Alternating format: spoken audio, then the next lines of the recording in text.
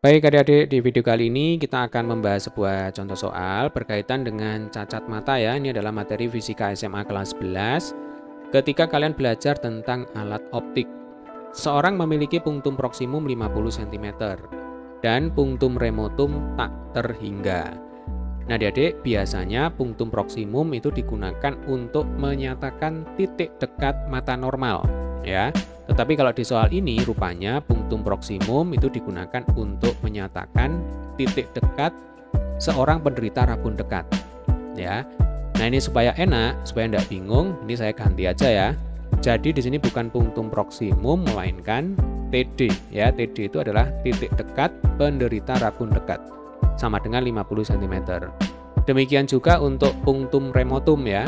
Punktum remotum itu biasanya digunakan untuk menyatakan titik jauh mata normal ya.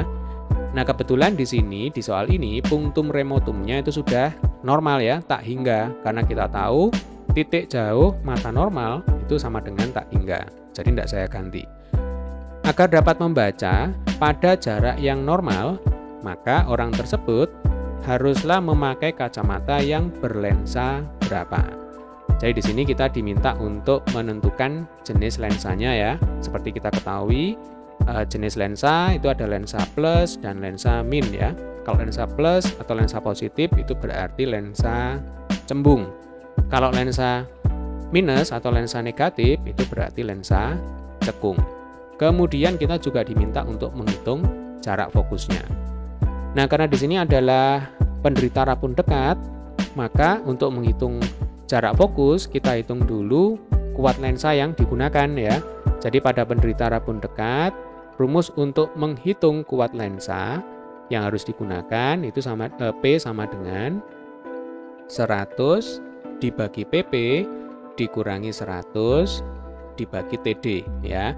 Ini sudah sering kita bahas ya di video-video sebelumnya. Nah, jadi P itu adalah kuat lensa, kemudian nah ini PP ya. PP ini adalah titik dekat mata normal. Jadi PP itu sebenarnya intervalnya itu 25 sampai 30 cm. Ini adalah jarak baca orang dengan mata normal. Di atas 30 cm berarti dikatakan orang tersebut mengalami hipermetropi ya. Hipermetropi itu adalah rabun dekat. TD itu adalah titik dekat penderita. Nah biasanya kalau tidak diketahui di soal, PP itu yang digunakan adalah 25 cm. Sehingga nanti kalau kita masukkan ke rumus ini ya, jadi PP-nya 25, maka nanti untuk menghitung P itu rumusnya adalah 4 dikurangi 100 dibagi TD ya. Jadi 100 dibagi 25 itu sama dengan 4. Jelas ya Dek ya?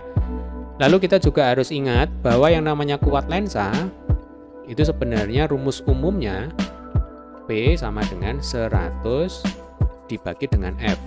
Nah ini adalah rumus umum untuk menghitung kuat lensa. Lensa cembung dan lensa cekung, kuat lensanya dihitung dengan menggunakan rumus ini. Oke, sekarang kita hitung dulu berapakah kuat lensa yang harus dipakai oleh penderita. Di soal diketahui titik dekatnya sama dengan 50 cm. Berarti langsung aja kita masukkan ke rumus ini ya. Jadi P sama dengan 4 dikurangi 100 dibagi 50. 100 dibagi 52, 4 dikurang 2 sama dengan 2 dioptri. Ini plus ya. Berarti kalau plus nanti lensanya jenisnya adalah lensa cembung ya. Jadi lensa cembung. Ini tidak ditanyakan tapi saya singgung juga ya biar semakin paham. Lensa cembung itu berarti lensa positif. Nah, sekarang kita bisa menghitung jarak fokus ya dengan menggunakan rumus umum dari kuat lensa. Ya, tinggal kita masukkan ke sini. Berarti ini 2 sama dengan 100 dibagi F. Berarti F-nya sama dengan 100 per 2 sama dengan 50 cm. Kalau kita jadikan meter, 50 cm itu sama dengan 0,5 meter ya, betul ya? Nah, ini 0,5 meter. Berarti jawabannya itu adalah yang A. Ya, jadi orang tersebut harus memakai kacamata positif lensa cembung, jarak fokusnya itu 0,5 meter. Baik, demikian tadi adalah pembahasan soal kita kali ini berkaitan dengan cacat mata ya, fisika SMA kelas 11. Bagi adik-adik yang masih ada pertanyaan, boleh berkomentar di bawah. Silakan menuliskan pertanyaan di sana, pasti nanti saya akan meluangkan waktu untuk menjawab pertanyaan kalian. Baik, sampai ketemu di video pembahasan soal selanjutnya. Terima kasih yang sudah subscribe. Yang belum subscribe, jangan lupa tekan tombol subscribe, kemudian klik like, dan bagikan video ini sebanyak-banyaknya di sosial media kalian. Sampai ketemu di video pembahasan soal selanjutnya.